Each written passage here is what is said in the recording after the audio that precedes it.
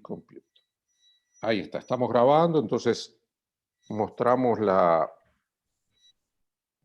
las transparencias para empezar la grabación completa. Es la clase 3 de bioestadística. Este es nuestro esquema, vamos a repasar probabilidad. Y acá estas tres partes son nuevas, las propiedades de la probabilidad condicional y la fórmula de la probabilidad total. Entonces decía que nos interesa un experimento que digamos, lo pensamos como una cantidad de condiciones bien definidas que producen algo, que va a pasar algo, y ese algo que pasa no se puede determinar a priori, sino que es un algo de una lista de posibilidades. ¿Tá? Puede ser tanto un experimento producido en laboratorio, bajo condiciones producidas por el experimentador, como un experimento natural, que es una determinada condición natural o técnica o lo que sea, que nos interesa analizar. Pero lo importante es que el resultado no es previsible, es decir, tenemos una lista de resultados posibles y a eso le llamamos un experimento aleatorio, ¿sí? En contraposición a un experimento determinístico, que es cuando se produce un solo resultado para las condiciones dadas. El ejemplo clásico en el que siempre pensamos es tirar un dado, que es un ejemplo lindo para estudiar probabilidades, pero no del punto de vista científico. Por ejemplo, un experimento interesante es observar la atmósfera y medir, ¿cómo es? Variables atmosféricas, temperatura, presión, humedad. Eso a una determinada hora del día, eso podría considerarse también un experimento aleatorio, porque en principio no se sabe qué valores van a tomar esas variables. Entonces, lo que hacemos es, listamos todos los resultados posibles, decimos, y acá hay un momento importante, por lo menos en esta parte del curso, que todos los resultados son indiferentes, que no tenemos información sobre que uno sea más probable que el otro, y por lo tanto les asignamos la misma probabilidad a todos. ¿Sí? 1 sobre n, donde n es la cantidad de elementos. ¿Sí? De forma de que la probabilidad total sea 1. ¿Sí? En el caso del dado, como tenemos 6 experimentos, asignamos probabilidad a un sexto. Esta definición data de 1812, es decir, 1800, 1900, 2000, hace 200 años de vida Pierre Simon de Laplace. Hay definiciones más modernas que se pueden estudiar en cursos más avanzados. Pero estos puntitos son los sucesos elementales. También nos van a interesar lo que se llaman los sucesos compuestos, que son los compuestos por varios tipos de experimentos. Perdón, dije mal, que son los compuestos por varios puntos. Por ejemplo, que el dado sea par, que el dado sea menor que 3, si tiramos 2 dados que la suma sea 7, en fin, digamos, esos son los sucesos que nos interesan. Y para calcular la probabilidad de un tal suceso, por ejemplo, que el dado sea par, lo que tenemos es que contar, ¿sí? Tenemos que contar la cantidad de elementos de A y tenemos que contar la cantidad de elementos de omega, del espacio grande. Entonces, hoy introducimos una nueva notación que les pido que la observen, que es esta, el conjunto entre dos barras es la cantidad de elementos del conjunto A, o a veces se le dice el cardinal de A, es decir, para decirlo más breve, la palabra que se usa es cardinal de A. Bien. Entonces, nosotros lo que hacemos para calcular la probabilidad de A es calcular el cardinal de A y el cardinal de omega. Y eso tiene que ver con cosas que estudiamos las clases pasadas, ¿sí? Que son algunos métodos para contar subconjuntos de un conjunto, ¿sí? Que vimos permutaciones y conmutaciones. Pero hoy nos vamos a centrar más en la probabilidad, sí, como concepto abstracto. Y les decía que el suceso A, que definimos como que obtener un resultado par, como tiene 3 elementos, nos da una probabilidad de 1/2, ¿sí? No sé si hasta acá está bien o quieren hacer alguna pregunta por el chat o por Bien, bien, el... bien, profe, yo entendí bien, pero el valor ese que, digo, las líneas que pusiste entre A y Sí, entre omega, ¿qué, sí. qué, qué mencionaste que eran? Eh, eh, para decir de manera corta la cantidad de elementos de A le ponemos 2 barritas. Es decir, esto no es el conjunto A, sino la cantidad de elementos que tiene. Ah, está bien, o sea, Es, es una notación. Es una notación, exactamente. Es como el tamaño de A, ¿sí? Cuán grande es A en número de elementos. Bien, bien. ¿Alguna otra pregunta? ¿Que alguien quiera hacer? Bueno, bien.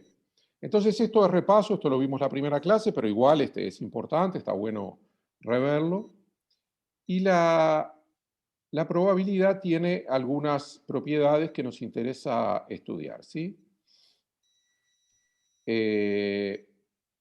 Por ejemplo, como el A es un subconjunto de omega, siempre va a tener una cantidad menor de elementos que el omega.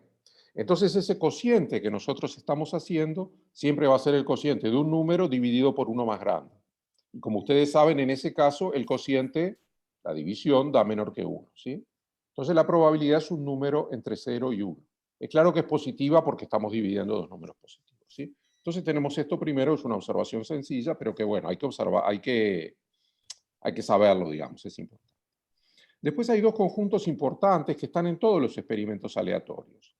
Este es un conjunto que se cuela, ¿sí? ¿Conocen esa notación?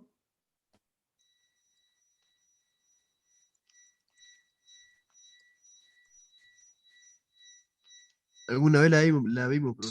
¿Y Sí, qué? es conjunto vacío, es como un conjunto Conjunto sin vacío. elementos. En realidad es una invención de los matemáticos para redondear el modelo, digamos, como usted está diciendo, entre dos amigos, digamos, bueno, yo voy a calcular probabilidades.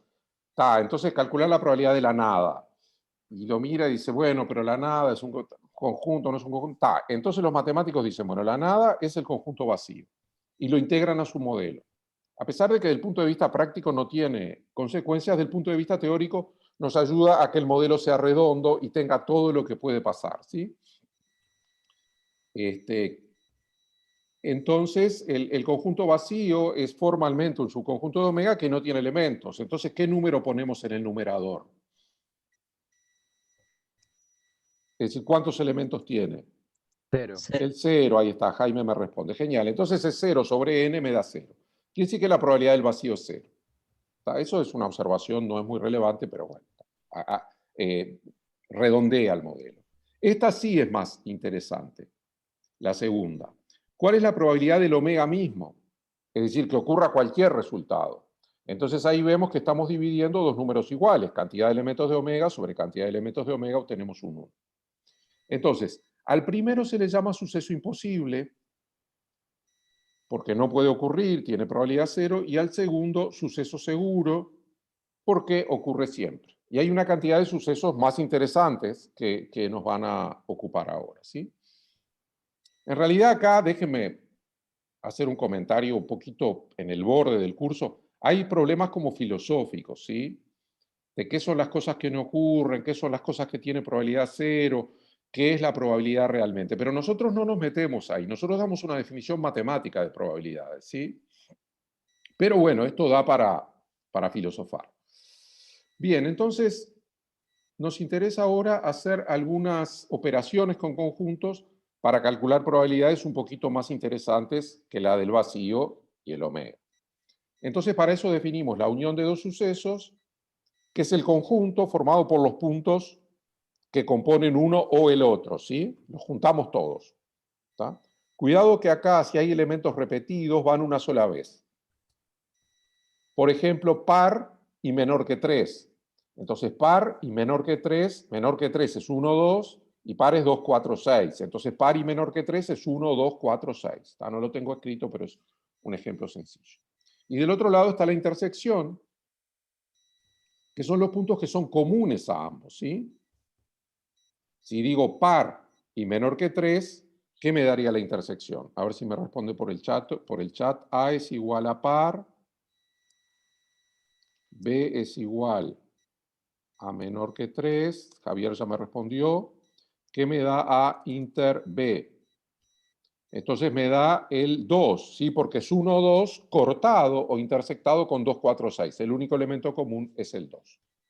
Y la notación para estos bichitos es A unión B y A inter B. Una forma de acordarse de cuál símbolo va, si la U para arriba o la U para abajo, es que la unión primero es una U, pero además nos da algo más grande, ¿sí? Entonces la idea de tener para sí nos agranda, ¿sí? Y la intersección nos da algo más chico, ¿sí? Es una regla mnemotécnica que ustedes pueden usar si les sirve.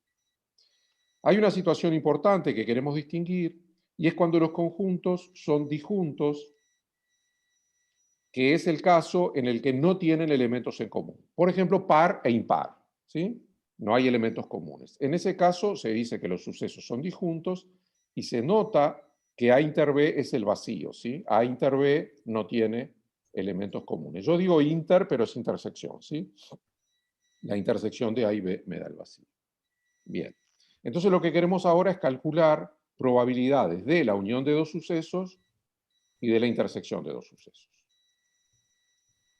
Entonces, acá hay algunos ejemplos con el dado. Supongan que A son los pares y B es 3, 6, ¿sí? Un suceso cualquiera. Entonces A unión B me da 2, 3, 4, 6 y A inter B me da el 6, que es el punto común, ¿sí? No sé si está claro, si quieren hacer alguna pregunta. Probablemente esto ustedes lo conocieran de teoría de conjuntos, del liceo, pero bueno, yo quería refrescar. Bien, entonces, la primera propiedad de la probabilidad es la monotonía, ¿sí? Que nos dice que si un suceso contiene todos los puntos de otro, quiere decir que el otro es más grande, lo tapa, lo contiene, entonces la probabilidad del primero es más chica que la probabilidad del segundo. ¿Está? ¿Y cuál es la demostración matemática de eso? Como el más chico está contenido en el más grande tiene más puntos que B, ¿sí? El B tiene más puntos que A, lo digo bien ahora, ¿sí? Podría tener la misma cantidad, ¿sí? Eso está incluido en la situación. Pero entonces, cuando hacemos la cuenta acá, la cantidad de elementos de A, ¿se acuerdan que el conjunto entre dos barritas designa su cantidad de elementos? Para eso usamos la notación. Tiene menos puntos que B. Entonces, al hacer la división, como este es el mismo, nos da que la probabilidad de A es menor o igual que la probabilidad de B. Bueno, y ahora vamos a la probabilidad de la unión de dos sucesos. Si la unión de dos sucesos, pero la vamos a definir solo cuando los sucesos son disjuntos, ¿sí? Los sucesos disjuntos son los que no tienen puntos en común. Entonces ahí la situación es sencilla porque nosotros podemos ver primero la demostración, es decir, si no hay puntos en común, cuando unimos, la cantidad de puntos de la unión es la suma de los puntos. ¿Sí? ¿Queda claro eso? Sencillamente porque no hay puntos en común. Entonces, si uno tiene 2 puntos y el otro tiene 10 puntos, vamos a tener 12 puntos. ¿Tá? Porque los contamos por separado. Entonces, cuando hacemos la cuenta de la probabilidad de la unión, ponemos A más B dividido omega. Acá usamos la propiedad distributiva, en realidad, aritmética, ¿sí? Cuando ustedes tienen un número más otro dividido un tercero, es el primero dividido el tercero más el segundo dividido el tercero, y acá vemos que es la probabilidad de A más B, entonces obtenemos nuestra regla de suma de probabilidades, ¿sí? Hay que acordarse que esto vale solo cuando tenemos A unión B disjuntos. El A y el B no tienen puntos en común, ¿sí? No sé si es claro, alguna pregunta que quieran hacer. Profe, una consulta. Vale. En la diapo anterior de monotonía, ¿la puedes ver un poquito? Claro. ¿Ese símbolo es monotonía? Sí. No lo expliqué, gracias. Quiere decir contenido. Es un conjunto contenido en otro. Ok, gracias. Y la definición está acá. Si un suceso B tiene todos los puntos de A y eventualmente más. ¿Tá? Es decir, tiene todos y eventualmente alguno más. Podría no tener más, quiero decir, la situación de igualdad está considerada como parte de la situación que nos interesa. ¿Está bien? ¿Alguna otra pregunta? Bien, entonces, demostramos que si los sucesos son disjuntos, la probabilidad de la unión es la suma de las probabilidades. ¿Qué pasa si los sucesos, esto no está en las transparencias, pero les pregunto para pensar un poquito, ¿qué pasa si los sucesos no son disjuntos? Es decir, ¿Habrá si que restar la intersección? hay que restar la intersección. Pero en principio lo que pasa, gracias, que este es más chico que este. Porque acá yo estoy contando 2 veces los puntos comunes. ¿Sí? Entonces en ese caso se resta la intersección. Pero esa propiedad no la estamos viendo ahora. Eventualmente la veremos más adelante. Pero está bueno razonar un poquito sobre lo que estamos discutiendo. Bien. ¿Qué pasa si tenemos 3 conjuntos? Entonces, si tenemos 3 conjuntos que no tienen puntos en común, ¿sí? Podemos usar el resultado anterior para obtener que la probabilidad de la unión es la suma de las probabilidades de los 3 conjuntos, como está escrito acá abajo. Entonces, ¿cómo es el razonamiento? Les pido que presten atención porque este es un razonamiento que se hace bastante en matemáticas, ¿sí? Lo que decimos es, consideramos un conjunto que es B unión C. Entonces tenemos por un lado el A y por otro lado el D. Y el A y el D no tienen puntos en común, porque el A no tiene puntos en común ni con B ni con C. Entonces aplicamos la propiedad anterior a P de A unión D. ¿Sí? Es decir, decimos, bueno, la probabilidad de A unión B unión C, como B unión C es D, es la probabilidad de A unión D. Y esta fue la que demostramos antes. ¿Sí? ¿Se entiende, no? Es la propiedad anterior para 2 conjuntos. Y ahora decimos, pero la probabilidad de D, a su vez, el D es la unión de 2 que no tienen puntos en común. Entonces, me da la probabilidad de D igual a la probabilidad de B más la probabilidad de C. Entonces, puedo acá sustituir en esta igualdad. Entonces digo, bueno, ¿qué tengo a la izquierda? La probabilidad de la unión. ¿Qué me queda a la derecha? La suma de las 3 probabilidades. ¿Sí? Entonces yo así demostré que la propiedad no solo vale para 2, sino que vale para 3. No sé si les queda claro. Es un razonamiento matemático, sencillo, pero tiene su detalle. Muy bien, yo interpreto que si no me preguntan por audio o por chat, yo estoy viendo el chat, Fede me dice que sí, gracias, Nicole me dice que sí, Ana también, Liwen también, así que vamos bien. Genial, gracias. Bueno, entonces ahora vamos a ver la situación anterior, pero en el caso en el que los conjuntos me llenan el espacio.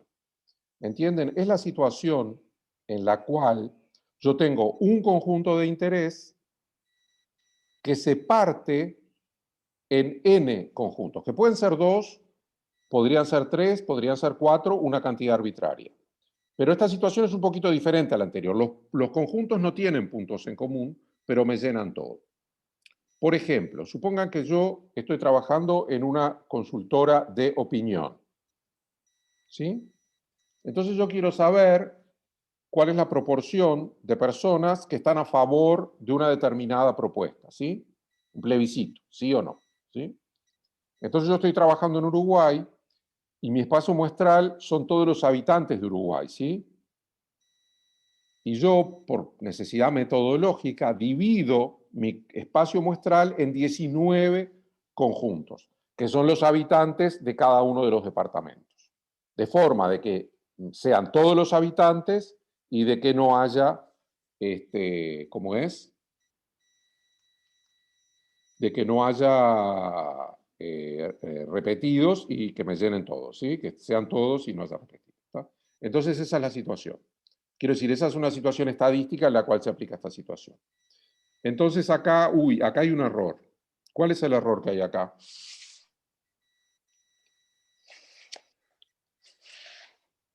Un error tipográfico, sí, escribí mal. Que debería decir intersección, ¿no? Debería decir intersección. Es decir, porque como me da el vacío, mi condición es que no haya elementos en común. Anoto acá para corregir, ¿sí? Bien. Entonces, si los índices son distintos, quiere decir, si considero conjuntos distintos, tengo el vacío. Entonces, acá podemos razonar como antes, pero en vez de para 3, para 4, para 5, para 6. Es un procedimiento que en matemáticas se llama inducción completa, ¿sí? Cuando razonamos Es decir, nosotros sabemos cómo, si tenemos que la suma, la probabilidad de la unión de muchos es la suma de las probabilidades, sabemos agregar 1, porque el último lo juntamos con el anterior, ¿sí? Y hacemos el razonamiento que hicimos antes. Entonces llegamos a la misma conclusión de que la probabilidad de omega, que es la unión de todos, es la suma de las probabilidades, ¿sí? Entonces esta situación se llama la partición de un conjunto y lo que se obtiene es que la suma de las probabilidades me da 1 cuando yo parto el conjunto. ¿Está bien? Y no sé si quedó claro este último ejemplo. Acá alguien imagina algo. Federico me decía lo que venía. Sí, exacto. Es lo que estamos haciendo. Bien. No sé si hay preguntas. Les pido que abran el chat o me hablen por parlante, por micrófono. Bien. Yo tengo una Sí, pregunta. adelante. Por qué la intersección vale 0? Porque la condición para hacer esta cuenta es que los conjuntos no tengan elementos en común. Los elementos serían las personas, en este caso. Sí, en el ejemplo serían las personas. Perfecto, gracias. Por eso, supongo que entre ustedes hay personas de los distintos departamentos acá. Yo soy de Canelones. Ahí está, Montevideo. A ver, más departamentos. ¿Tienen departamentos? Paysandú, Canelones por 2, La Valleja, Río Negro. Colonia. Y PDU, Paysandú, sí, Colonia, Canelones, Rivera. Qué lindo, Rocha. ¿Y quiénes están en casa? ¿Hay alguno que no está en casa? Me emociona, chiquilines. Estamos haciendo un curso nacional. Montevideo también. No, perdón. En casa. Quiero decir, en general están en el departamento de origen. Es decir, hay gente del interior que está en Montevideo de todas formas. Ahí está. Bien. No, porque pueden decir en casa, puede ser en Montevideo. Pero quiere decir que estamos retransmitiendo para todo el país, casi una radiodifusora. Bueno, muy bien. Entonces tenemos este razonamiento. Gracias por compartir este momento, que bueno, nos ayuda un poco a entendernos mejor. Bien, entonces, vamos a ver ahora la probabilidad del complemento de un suceso. ¿Qué es el complemento de un suceso? La negación, ¿sí? Es decir, que pase una cosa o que pase todo lo contrario, ¿sí? Entonces, del punto de vista formal de la teoría de conjuntos, el complemento contiene los puntos que no están en el conjunto, ¿sí? Y se designa mediante A complemento, ¿sí? Entonces acá, en probabilidades, como ustedes ven, usamos la teoría de conjuntos y las notaciones. Y lo que ocurre es que omega, el todo, es la unión de A y A complemento. Pero además, A y A complemento son disjuntos, ¿sí? No tienen puntos en común. Porque o bien estás en A o bien estás en A complemento. ¿Ah? Entonces, podríamos pensar que A son los habitantes del litoral. El litoral son los departamentos desde Artigas hasta Colonia, ¿sí? de norte a sur. Entonces el complemento de A son todos los demás. ¿No? Entonces, no hay elementos en común y la unión de todos me da el omega. Entonces, aplico la propiedad anterior. En realidad, en esta fórmula que estoy señalando, tengo la situación anterior. ¿Cuánto vale n en esta situación? No sé si entiende la pregunta. 2. El cardinal de A más el cardinal de A a la C. 2, me dijeron, me dice Tigüen también, sí, es 2. Es decir, pero el cardinal es la cantidad de elementos de un conjunto, ¿sí? Acá simplemente lo que digo es que tenemos dos conjuntos. ¿Se acuerdan que hicimos para 2, hicimos para 3 y después hicimos para n? Pero n puede ser 2 o 3. Entonces, en este caso, n vale 2. Entonces, aplicamos nuestra fórmula. La probabilidad del todo es la probabilidad de A más la probabilidad de A complemento. Y de acá despejamos. La que nos interesa es la probabilidad de complemento. La despejamos como 1 menos la probabilidad de A. Entonces, de acá obtenemos la conclusión de que si nos interesa calcular la probabilidad de un conjunto y conocemos, y ese conjunto es el complemento de otro, podemos calcularla con esta forma. Por ejemplo, supongan que tiran 2 dados. Este ejemplo no está, pero es muy sencillo, lo voy a hacer en el chat. Tiramos 2 dados. A es igual, no sale doble par. Doble par, 1, 1.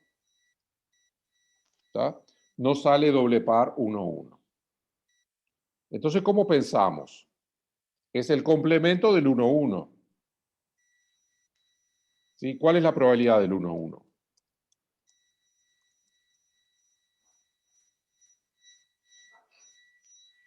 Un sexto, pero cuidado que son 2 dados, Jaime. 1 sobre 36. 1 sobre 36. ¿Está? Entonces, la probabilidad que nos interesa, ¿cuánto es? De que no salga ese resultado. Es el complemento. ¿Sí? Es 1 sobre 36. Sería 1 menos 1 sobre 36. Claro, es la proba de 1, 1. Entonces, el complemento tiene proba 1 menos 1 dividido 36, que es igual a 35 dividido 36. ¿Está claro este ejemplo que hicimos en el chat? Muchas veces es más fácil calcular la probabilidad del complemento, ¿sí? Entonces hay que ver cuál de los dos es más fácil y se calcula ese. ¿Está bien? Bien, no sé si hay preguntas hasta acá. Cuando preguntaste por el n, ¿a qué te referías? Cuando pregunté por el n me refería a esta fórmula. Voy para atrás un poquito. A esta fórmula. Yo afirmo que la fórmula que escribimos en la transparencia siguiente es esta con un valor de n. Ah, perfecto. Gracias. Entonces tenemos A acá, este es A y este es A complemento. Quiere decir que n vale 2. ¿Está bien? ¿Más preguntas? ¿Otra pregunta? Bien. Bueno, entonces seguimos. Y ahora vamos a un concepto que es interesante y útil y sofisticado, diría yo, que es la probabilidad condicional.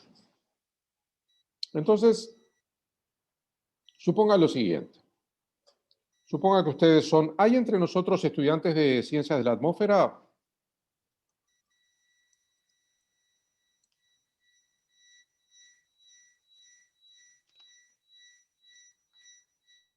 ¿Física? ¿Ni uno? Yo estoy Bueno, haciendo un poquito de física. ahí está. Pero no de ciencias de la atmósfera. En realidad me gustaría, sí, pero estoy en ciencias físicas nomás. Está bien, está bien. Bueno, la ciencia de la atmósfera es una disciplina muy importante. Tenemos, bueno, a Marcelo Barreiro, que es el coordinador de la carrera, que es un científico muy destacado. Y bueno, y les puede interesar, por ejemplo, calcular la probabilidad de que llueva un determinado día, ¿sí? Es importante la lluvia para los cultivos, para el turismo, en fin, digamos. Es importante y se calcula, ¿sí? Pero ese suceso puede estar relacionado con otro, que es, por ejemplo, la temperatura, ¿sí? Entonces, si ustedes tienen información sobre uno de los dos sucesos, pueden hacer un cálculo más preciso de la probabilidad que les interesa, que es lo que se llama la probabilidad condicional de un suceso dado el otro. Por ejemplo, la probabilidad de que llueva dado que la temperatura ambiente es mayor que 20 grados centígrados, por ejemplo. Esa probabilidad quizás, no lo sé, sea menor que la probabilidad de que llueva en abstracto. ¿Está bien?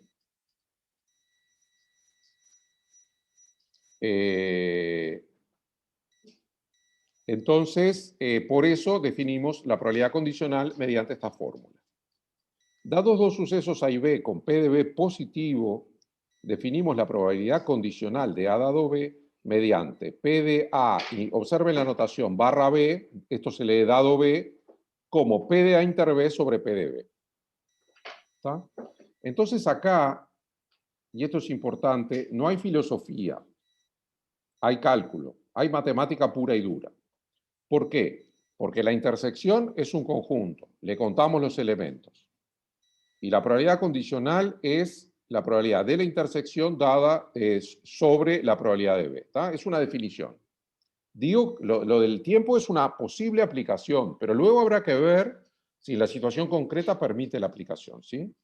Por ejemplo, el suceso B puede producirse antes, puede ser simultáneo, puede producirse después. ¿Está? En realidad no tiene en principio ninguna condición. Son dos sucesos cualesquiera, dos subconjuntos del conjunto medio. ¿Está bien? Y esa es la definición que hay que acordarse, la probabilidad de A dado B. Y la idea es que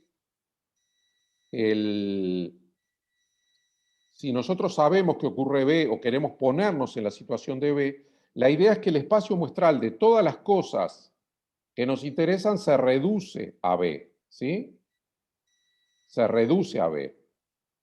Es decir, si nos interesan los días de lluvia con temperatura mayor de 20 grados centígrados, entonces vamos a los registros históricos de lluvia y temperatura y nos fijamos solo en los casos en que la temperatura es mayor que 20.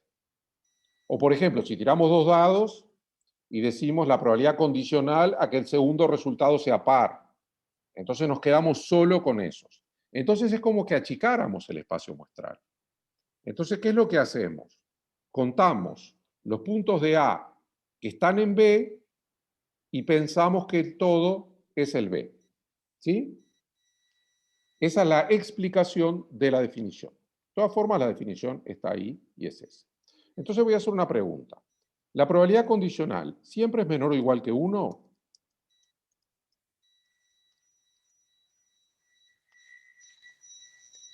Y sí, ¿no? Porque el denominador dijiste que siempre tenía que ser mayor a 0. Sí, el PDB es mayor a 0. La pregunta es, ¿el numerador le puede ganar al denominador en esta situación para que dé algo mayor que 1? No, Lo que porque la pasa es Depende que- de cuánto. intersección siempre es más chica. Claro, Exacto. exacto, es lo que dicen, gracias. La intersección tiene menos elementos o podría tener todos los elementos de B. Si el A es más grande que B, por ejemplo, ¿qué quiere decir que el A es más grande que el B? Que siempre que ocurre A, ocurre B. Por ejemplo, supongan que A es no hay nubes, no hay ni una nube. Y supongan que B es que no llueve. Entonces ustedes saben que siempre que no hay nubes, no llueve. Entonces la probabilidad de que no llueva, dado que no hay nubes, ¿cuánto me da? Es un poco un trabalenguas, pero está bueno.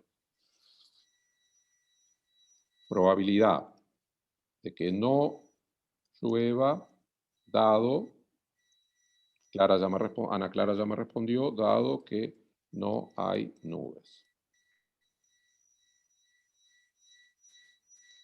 Es 1. ¿Por qué? Porque que si no hay nubes nunca va a llover. Entonces, el suceso o las cosas que pueden pasar cuando no hay nubes, no llueve nunca. Quiere decir que no llueve más grande o igual. ¿Tá? Entonces me da 1. Bien. Y bueno, entonces quería hacer una cuenta que es sencillamente pasar multiplicando el PDB. Lo paso multiplicando y escribo la definición de la probabilidad condicional de esta forma, que es lo que le vamos a llamar la fórmula 2, que la vamos a usar dentro de un ratito en la clase. Profe, Te escucho. a mí lo que me está haciendo, me molesta un poco es ver que la probabilidad de B sea mayor a 0. ¿Cómo A puede mí, ser eso? a mí también me molesta, pero hay que convivir con las molestias. Ahora, vos sabés que esa pregunta está relacionada con la que yo le iba a hacer. Ahora la hago y después te respondo. Estas dos fórmulas que están recuadradas, ¿son exactamente la misma? ¿Contienen la misma información? Bueno, en realidad la de arriba incluye que P de B tendría que ser distinto de 0, ¿no? Claro. La de arriba tiene más información. De la de arriba siempre se puede pasar a la de abajo, pero de la de abajo no se puede pasar a la de arriba. Entonces Jaime responde correctamente, gracias. Y bueno, la respuesta a tu pregunta es que nos interesa definir la probabilidad condicional cuando el suceso B ocurre. Porque que P de B sea 0 quiere decir que el suceso no ocurre. Entonces, condicionar algo a algo que no ocurre no nos interesa. Es por eso que P de B se pide que sea positivo. No sé si Perfecto, eso gracias. satisface tú. Bien. Entonces les decía, esta es la fórmula 2, escrita de esta forma, que es equivalente a la fórmula 1 cuando P de B es positivo, que es la situación que nos interesa. Bien. Entonces, vamos a hacer algunos comentarios más sobre la probabilidad condicional. La probabilidad condicional se interpreta como la probabilidad de que ocurra A cuando sabemos que ocurre B. Puede ser que A y B no tengan nada que ver. También, en ese caso, formalmente se aplica, a pesar de que no se obtienen resultados de utilidad. Y lo otro es lo que ya les contaba. Es como pensar que el espacio de probabilidad total es B, porque si sabemos que ocurre B, nos especializamos en los puntos de A que están en B, porque los otros no nos interesan. ¿No? Y bueno, por eso, como les decía, contamos los puntos de A que están en B, que son los puntos de A inter B, y dividimos por los de B. Entonces vamos a hacer un ejemplito en el espacio de los dos dados. ¿Se acuerdan del dado negro y el dado rojo? Los colores no ayudan mucho acá, pero espero que los vean. Entonces vamos a distinguir dos sucesos. El producto es 10. Este es un suceso nuevo que no hemos considerado hasta el momento en los dados. Y la suma de los dados es 7. La suma de los dados es 7, ¿se acuerdan que era la diagonal esta? Bien. Entonces, lo que quiero calcular e interpretar es la probabilidad de A dado B. Es decir, la probabilidad que la suma de los dados sea 7. Perdón, dije mal. La probabilidad de que el producto sea 10, dado que la suma de los dados es 7. ¿Está bien? Entonces, no hay filosofía acá, esto es matemática. Tenemos que hacer la cuenta sencillamente. Tenemos que calcular cuántos elementos son comunes a A y B. Pero primero tenemos que mirar bien quién es este suceso violeta, ¿sí? Entonces, para que el producto de 10 solo puede pasar que el primero sea 2 y el segundo sea 5 o al revés. ¿Está bien? ¿Por qué? Porque 10 se descompone en 2 por 5 y es la única forma de descomponer 10. Si ustedes dividen 10 entre 2 le da 5, 5 es primo, 10 es 2 por 5, no hay otra forma. No hay otra forma de que el producto de los dados me dé 10 que 2 por 5. Entonces son dos sucesos. De ahí ya puedo calcular cuál es la probabilidad de A, ¿no? A ver si me dicen P de A es igual, pregunto por el chat. Me puede responder por el audio. 2 sobre 36, perfecto. Y ahora, si quiero calcular la probabilidad condicional, lo que tengo que calcular es P de A inter B, que me da, fíjense que justo el 2,5 y el 5,2 tienen suma 7. Entonces la intersección de A con B es A. Me da justo esos dos puntos. Entonces, en la página siguiente tenemos hecho el cálculo. La probabilidad de A es 2 sobre 36. Si yo simplifico, me da 1 sobre 18. Y la probabilidad de B es un sexto. Pero la probabilidad de A inter B son los dos puntitos, que es 1 sobre 18. Entonces, acá hago mi cálculo magistral de probabilidad condicional. ¿Sí? Pongo en el numerador la probabilidad de A inter B y en el denominador la probabilidad de B. Y hago mis cuentas, ¿sí? Entonces es 1 sobre 18 dividido un sexto. Acá hay que usar reglas de producto y me queda 6 sobre 18, que es un tercio.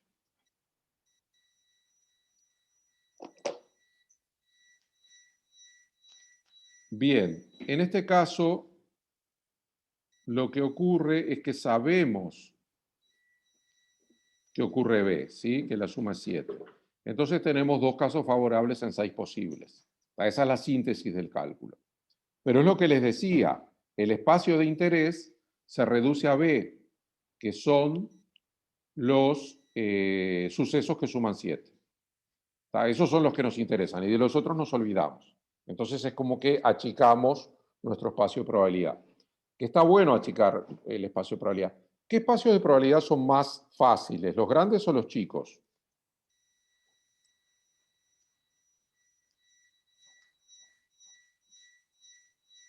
Si ustedes tuvieran un experimento,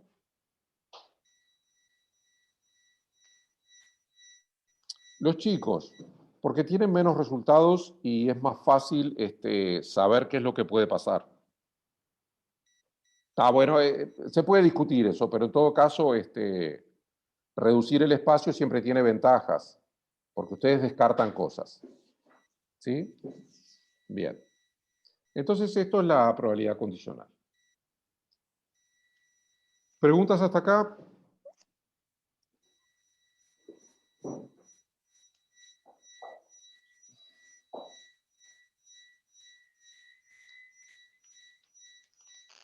Por el momento no, me dice Mariana, gracias. Entonces, seguimos. Vamos a empezar el tema siguiente, la fórmula de la probabilidad total, con un ejemplo. Con un ejemplo que nos es muy cotidiano, lamentablemente. Pero bueno, es un ejemplo que se usa mucho en bioestadística, que se hace un test para detectar una enfermedad, ¿sí? Entonces, supongamos, porque lo tenemos bien fresco, que hacemos un test de COVID. ¿Sí? Supongo que algunos de ustedes tuvieron que pasar por esa experiencia o alguna persona cercana. Y saben, digamos, que es importante saber el resultado y saben que puede haber errores. En realidad, el test de PCR casi no tiene errores, ¿sí? Saben que los primeros test se hicieron en la facultad, ¿no? En el predio de la facultad, en el Instituto Pasteur, pero un docente de la facultad, Gonzalo Moratorio, fue el que implementó en Uruguay los primeros test PCR. Bueno, eso fue muy útil al inicio. Bien. Pero ¿qué puede pasar con el test? Pueden pasar 4 cosas. El test tiene 2 resultados. Acá me pregunta Nicole, profe, una duda de la diapo anterior. ¿Por qué PDA interveda 1 sobre 18? Volvemos. Volvemos acá. Porque A es el producto es 10. Entonces yo tengo 2. En realidad tengo 2 sobre 36. Si simplifico, escribo en el chat, Nicole, 2 dividido 36 es igual a 1 dividido 18. Sí, divido por 2 arriba y abajo. ¿Está bien?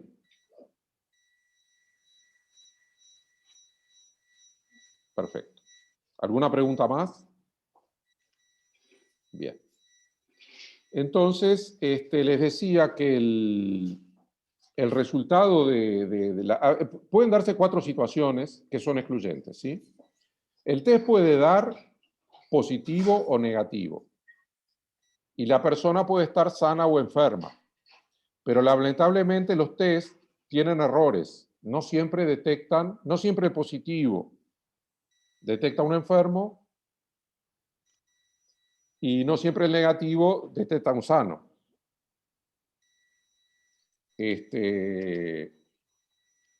Entonces, el espacio se divide en 4 categorías que la jerga de la bioestadística se llaman los verdaderos positivos, los falsos positivos, los verdaderos negativos y los falsos negativos.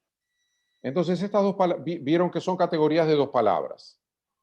La primera hace a la enfermedad y la segunda al resultado del test. Entonces, el verdadero positivo es el grupo de personas enfermas con test positivo. Eso, del punto de vista clínico, está bueno, porque el tipo está enfermo y yo lo detecto. A pesar de que no está bueno estar enfermo, pero bueno, ¿qué vamos a hacer? Es mejor estar enfermo y que sea detectado a la otra situación. Los segundos son los falsos positivos. Quiere decir que el test es positivo, pero el paciente no está enfermo. Entonces es un positivo falso, un positivo equivocado.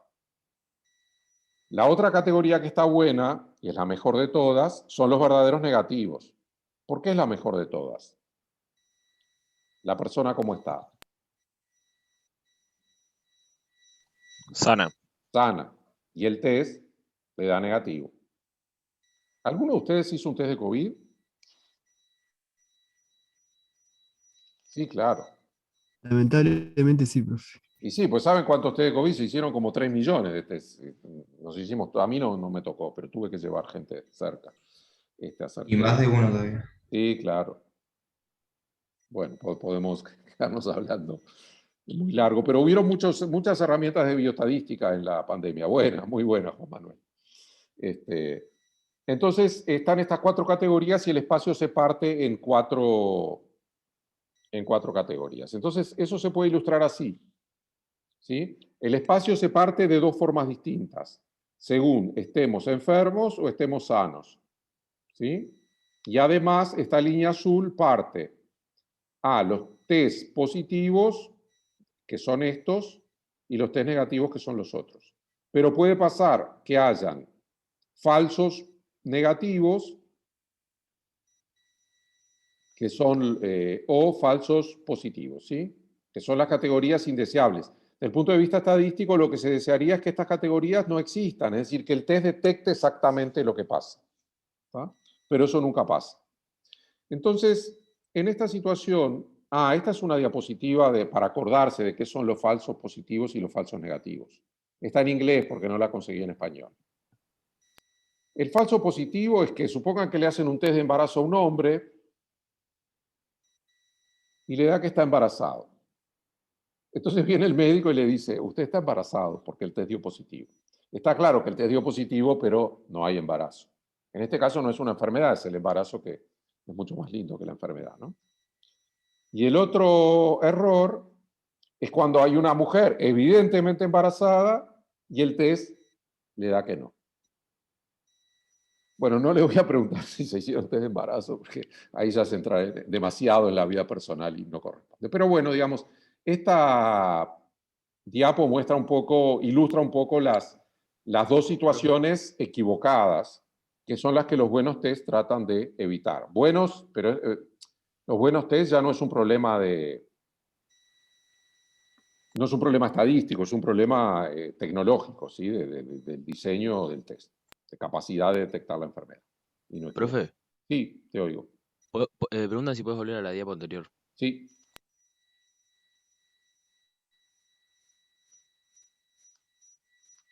Es decir, abajo del azul son los positivos. Está mal. Sí, claro. Estos son los verdaderos positivos y estos son los falsos positivos. Y estos son los, déjenme ver, falsos negativos. Y Está estos bien. son los sanos negativos, son los verdaderos negativos. Acá es BN. Gracias. Sí, está mal. Lo hice con mucho entusiasmo. Me pasó como en la diapositiva esta, ¿no? Como en cualquiera. No sé si hay más preguntas. Bien, gracias. Eso, bueno, eso tengo que corregir el dibujo. Lo corregí. Entonces, en esta situación se pueden hacer cálculos de probabilidades, porque nos interesa mucho calcular la probabilidad. La calidad del test, en realidad, tiene que ver con la probabilidad de caer acá o caer acá, ¿sí? La probabilidad de que el test se equivoque.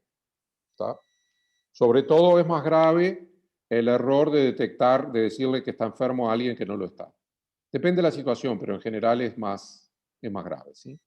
Digo, porque bueno, hay que tomar una serie de medidas y la persona lo tiene que tomar. Bien. Entonces, vamos a calcular algunas probabilidades. Por ejemplo, T más es que el test de positivo. Disculpen, esto no lo dije. No, no lo dije, lo introduzco acá. Entonces, T más es el suceso que el test da positivo. Y T menos es el suceso que el test da negativo. Entonces, T más, el test da positivo, lo puedo dividir en dos sucesos, ¿sí? Que el test da positivo y la persona está sana, está enferma, que es el verdadero positivo, y que el test da positivo y la persona está sana, que es el falso positivo. ¿Está? Entonces eso lo pongo como enfermo, la otra división. No, perdón, lo dije, perdón, disculpen. Lo dije en estas transparencias, está el test positivo y el test negativo y enfermo y sano, ¿está? Son dos particiones del espacio. Escuchan el... Tengo ahí el reloj de la abuela. Bien. Sí, sí, encantado. Lo mandamos a arreglar, en fin. Es muy lindo tener reloj. Bueno, entonces volvemos. Los test positivos se dan en los test positivos de personas sanas, de personas enfermas, E de enfermo, y los test positivos de personas sanas, ¿sí? Esas dos categorías son disjuntas. ¿Por qué? Porque las personas o están sanas o están enfermas, aunque no lo sepamos. ¿Está bien? Entonces, como son disjuntos, podemos aplicar la fórmula de la suma de probabilidades, que es esta que está acá. ¿Está bien? Mírenla bien, a ver si están de acuerdo.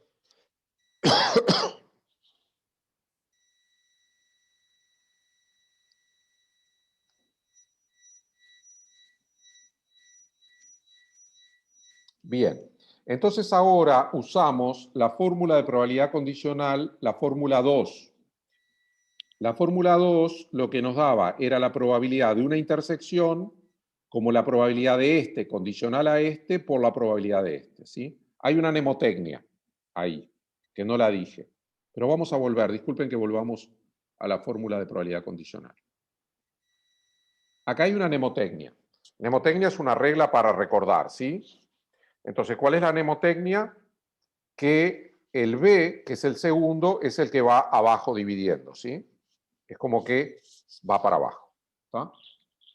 Y acá, en la mnemotecnia de esta es A inter B. Está claro que A inter B es lo mismo que B inter A.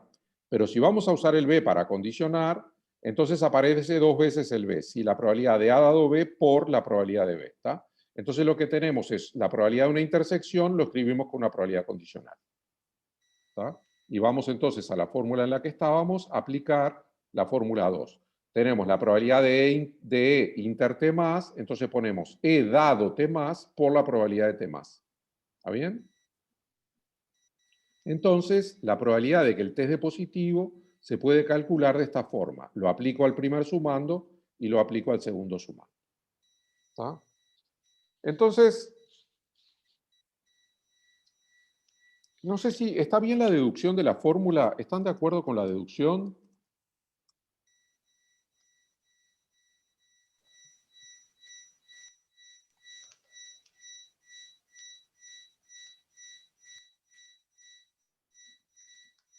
Jaime dice que sí, pero bueno, alguien puede preguntar, no tienen por qué estar todos de acuerdo. El tema es ¿para qué hacemos esto? Porque cuando nosotros tenemos una igualdad, y tenemos que calcular la probabilidad, podemos calcular la probabilidad de la izquierda o la probabilidad de la derecha. Entonces, lo que ocurre es que en algunas situaciones ustedes conocen las probabilidades condicionales y las probabilidades de las clases, ¿sí? Ustedes acá partieron el espacio en dos clases, las test positivos y los test negativos, ¿sí? En realidad, en este caso, yo no sé qué es más fácil, si conocerlo de la derecha o lo de la izquierda, más allá de que el desarrollo es importante y es muy importante conocer la probabilidad condicional de que seas enfermo dado que el test te da positivo. Esta probabilidad, si el test está bueno, debería ser cercana a qué valor, cuánto debería valer. A 1. Y claro, porque si no, el test no detecta nada. Es como tirar una moneda, si te da 50.5, ¿sí? La idea es que las dos esas, que esa sea cercana a 1 y la otra, por lo tanto, cercana a 0. Es decir, que si sos sano, la probabilidad de que sea sano, dado que el test te da positivo, sea cercana a 0. Bien, Profe, una entonces, consulta. sí, Que yo no termino de entender en esa fórmula de probabilidad total, sí, ¿por qué? O sea, vos estás diciendo que la probabilidad de que esté enfermo, intersección, que el test está dio mal positivo, esto. Esto está mal.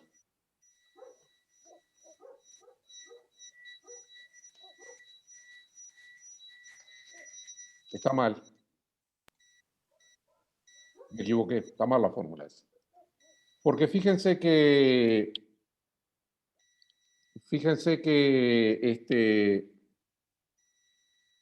acá la probabilidad de T más se cancela.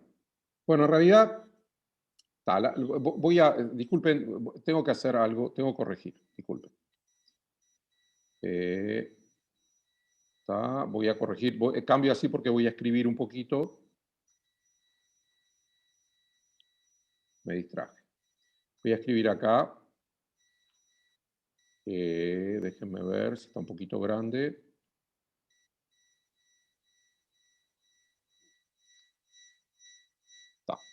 La fórmula que quise escribir fue esta: probabilidad de T más, está muy grande todavía, no me va a entrar, déjenme que lo... Y les pido disculpas, pero me equivoqué cuando la preparé. Un poquito. Están viendo, ¿no? Lo que estoy escribiendo, lo que intento escribir. Sí, sí. Entonces, lo que quiero decir es que la probabilidad de T más es igual a la probabilidad de T más dado E por la probabilidad de E más la probabilidad de T más dado. Déjenme que el dado le haga un espacito. Dado S por la probabilidad de S. Esta es la fórmula. Y esta no, está mal. Voy a tacharla.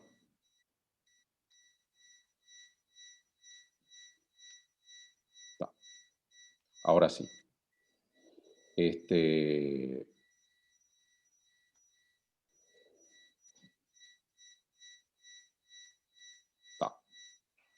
Entonces, en realidad, a ver, me corrijo un poquito y disculpen que yo sé que estas cosas marean, pero vamos a tratar de aclararlas lo más posible. El problema es que esto lo escribí, debí de haberlo escrito al revés, ¿sí? A pesar de que da lo mismo, es te integré para aplicar la fórmula 2.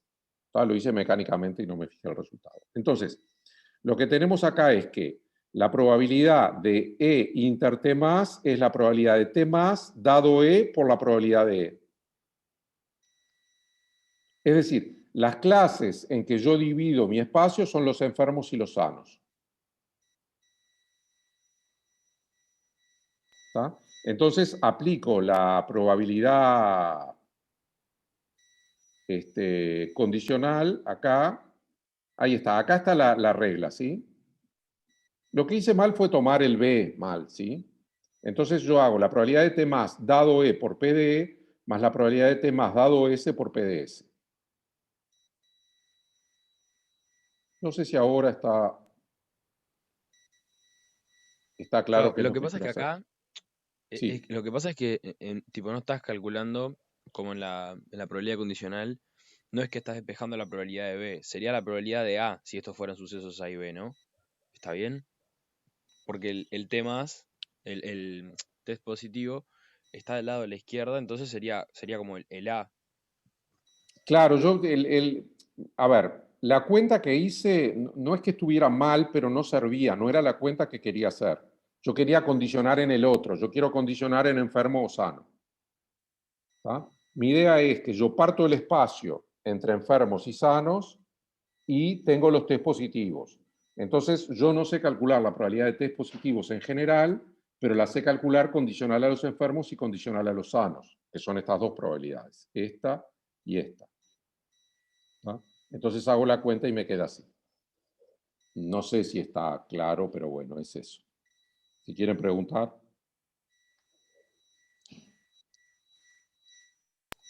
O sea, yo lo entiendo cómo lo razonaste, pero no me queda del todo claro cómo despejarlo de la fórmula condicional. Ah, está. La fórmula condicional está acá. La fórmula 2, digamos. ¿Sí? Entonces el problema que yo tuve es que me equivoqué en elegir cuál era el B. Elegí mal el B. Yo no lo veo, profe, perdón, que te corte. Abajo de lo que escribiste no veo nada yo. Acá no se ve una nota al pie. O sea, veo una línea Yo y la abajo veo. yo no... Tenés que poner el Tenés que chat. poner pantalla completa. Sí, la tengo pantalla completa, pero como estoy moviendo el mouse, se ve que Ah, tengo la barrita. capaz que sí. Ah, Y el Apretá la chat no puede tecla tener Alt. abierto. Alt. Ahí va. Ahí sí, ahora sí lo veo. ¿la viste? Está genial. Sí, ahora sí. No, Gracias. no, gracias a todos, a los que lo ayudaron. Bien, entonces, está, lo que decía que acá el problema es elegir bien el B, y yo lo elegí mal. Entonces me dio otra fórmula, no la que yo quería. Entonces yo elijo el B acá, como los enfermos.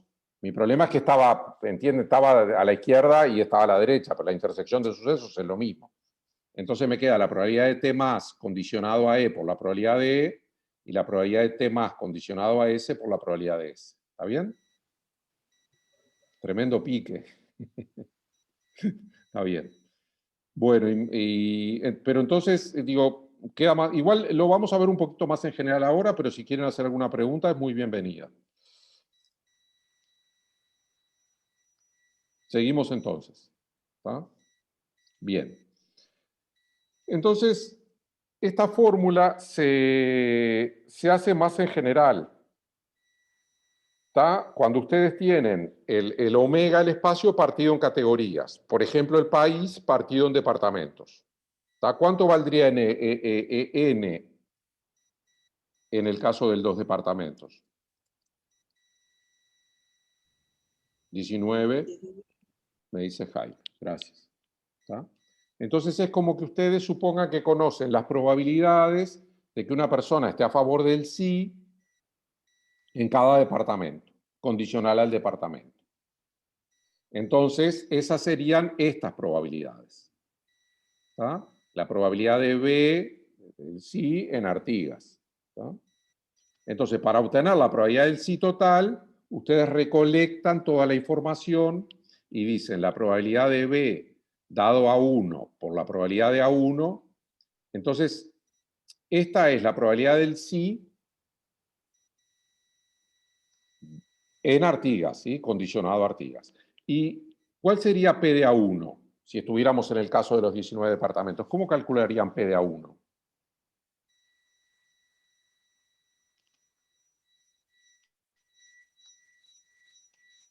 Supongan que el experimento consiste en extraer una persona al azar de todo el país. ¿Sí? Ustedes tienen toda la lista de cédulas y extraen una. ¿Sí? Entonces, ¿cuál es la probabilidad de que esa persona sea de Artigas? ¿Cómo la calculan esa probabilidad?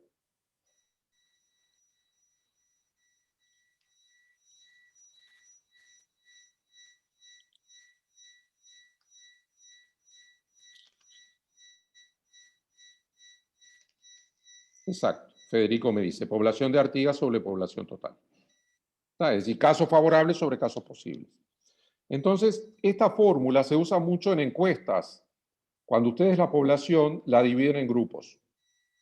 Y en realidad, si la población es muy grande, hay que dividirla en grupos. ¿Sí?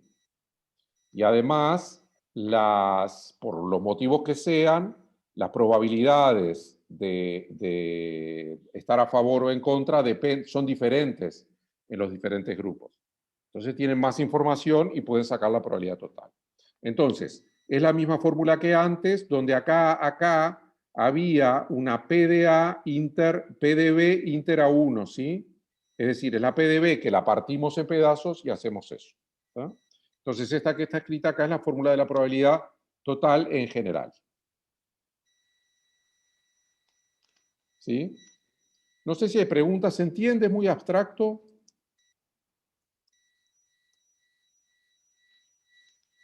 Es muy abstracto, es una manera delicada de decir no entiendo nada, pero bueno. Una pregunta, profe. Sí,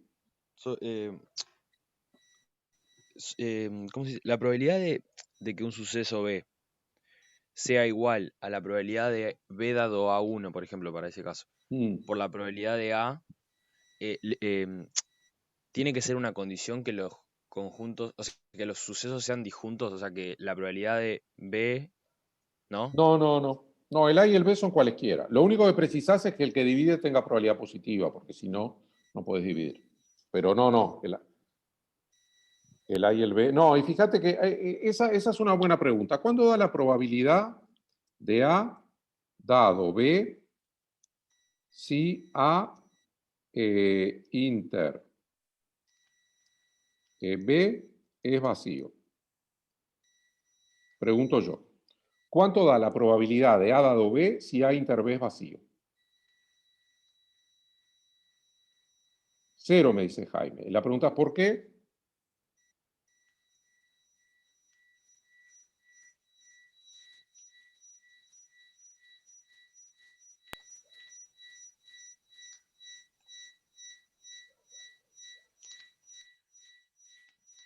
Porque en la fórmula, si se acuerdan, es de P de A inter B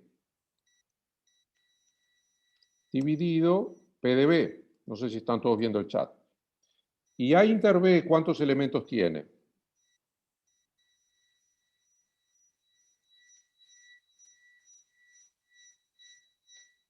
Es decir, si son disjuntos no tienen elementos comunes. Entonces, la probabilidad condicional de A dado B me da 0. Por ejemplo, la probabilidad de que llueva dado que no hay nubes. Ahí está, Jaime me dice 0 sobre P de B 0. ¿Está bien? ¿Se entiende eso? Es un caso particular y tiene que ver con la pregunta que me hacía. No sé quién me la hacía, pero era una pregunta interesante. Sí, yo te pregunté, entendí, sí. Ah, genial. Gracias. Dale, gracias a ti. Bien, entonces, vamos a nuestro ejemplo deportivo. El próximo jueves 2 de septiembre, Uruguay enfrenta a Perú por las eliminatorias sudamericanas. Estarán, no sé si están pendientes, pero bueno, algunos de ustedes quizás sí. Entonces, vamos a suponer una instancia de partido en la cual se va a tirar un penal. Y desde ya les pido disculpas a los que no les interesa el deporte. Pues yo sé que en Uruguay hay gente, hay algunos muy pesados, ¿no? Que viven hablando de, y es un embole. Pero bueno, ¿qué voy a hacer? Yo sé que a algunos les interesa. Entonces, lo que nos interesa es la probabilidad de que el gol se convierta. Y como no sabemos quién va a tirar el penal, vamos a suponer 3 situaciones. Vamos a suponer que lo va a tirar Suárez, vamos a suponer que lo va a tirar Cavani, o vamos a suponer que lo va a tirar un tercer jugador cualquiera. Pues no sabemos cuáles son las instancias que se van a dar, pero queremos calcular la probabilidad de que se convierta un penal. Entonces, vamos a las estadísticas y sacamos la probabilidad de que Suárez convierta el penal. Y nos da 0,95. ¿Sí? Vamos a las estadísticas de Cavani y sacamos un 0,90. En realidad, estas estadísticas son inventadas y no sé si son ciertas. No creo que Cavani erre tantos penales, pero bueno. Y un tercer jugador, en la situación de que no lo pueda tirar ninguno de ellos, vamos a las estadísticas y nos da mucho menos. 0,60. ¿Está bien? Entonces, lo que nosotros hacemos es partir el espacio en 3 posibilidades. O bien el penal lo tira Suárez, o bien lo tira Cavani, o bien lo tira algún otro jugador. Y tenemos las probabilidades de que convierta cada uno de ellos. Es decir, lo que tenemos son las probabilidades condicionales de que se convierta dado que lo tira Suárez, de que se convierta dado que lo tira Cavani o de que se convierta dado que lo tira un tercer jugador. ¿Está? Entonces, hacemos nuestro cálculo. Bueno, acá los tenemos, a los ídolos de la selección uruguaya. Y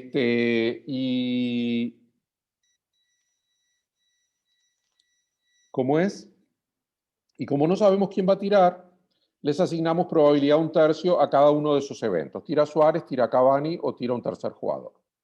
¿Está bien? Es decir, el espacio omega lo partimos en 3. ¿Está? En realidad, ¿está bien asignarle un tercio a estas probabilidades? ¿Qué opinan ustedes de eso? Acá Ligüen. Sí, buena frase. ¿Qué opinan del un tercio? Me interesa. Y no, porque en realidad hay 11 jugadores que pueden tirar, ¿no? Está, pero en la tercera categoría yo incluyo a todos los demás. A todos los demás menos Suárez y Cavani. Claro, exacto. A O todos sea, los demás 9. que pueda haber en cancha, sí. Que además no sé cuáles son, porque yo no sé la formación y no sé si van a haber cambios y yo qué sé, no sé. Pero yo para hacer esto bien lo que tendría es que ir a las estadísticas, ¿sí? Yo creo que en un tercio no es una buena probabilidad. Acá María me dice, claro, debe ser más probable que tire Suárez a tire algún otro. Bueno, pues Suárez podría no estar en cancha.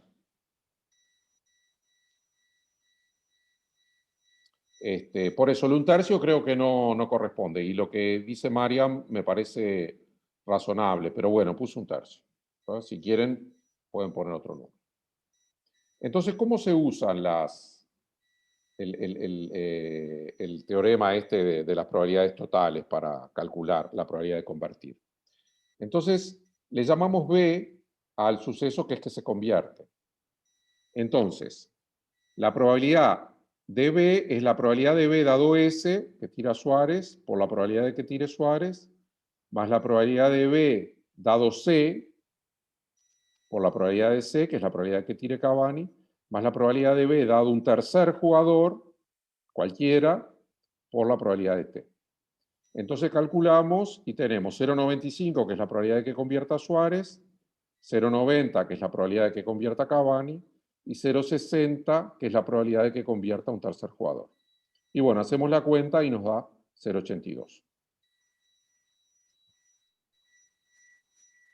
Esto es interesante porque realmente en este caso el desgranar el espacio en 3 clases nos da información complementaria y nos ayuda a entender el problema.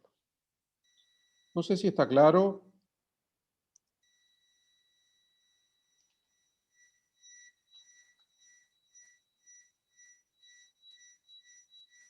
O si hay preguntas.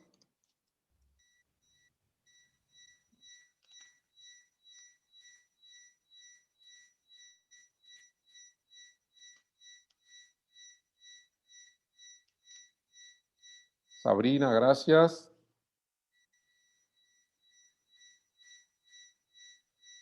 Bueno, pero este es, es la última transparencia. Tenemos un poquito de tiempo. Quiero repasar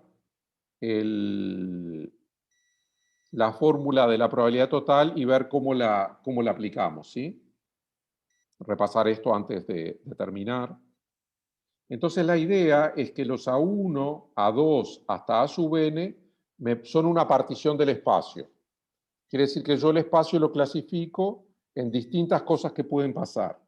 Esas cosas no pueden pasar simultáneamente, es decir, no tienen puntos en común y además son todo, incluyen todo lo que puede ocurrir, ¿sí?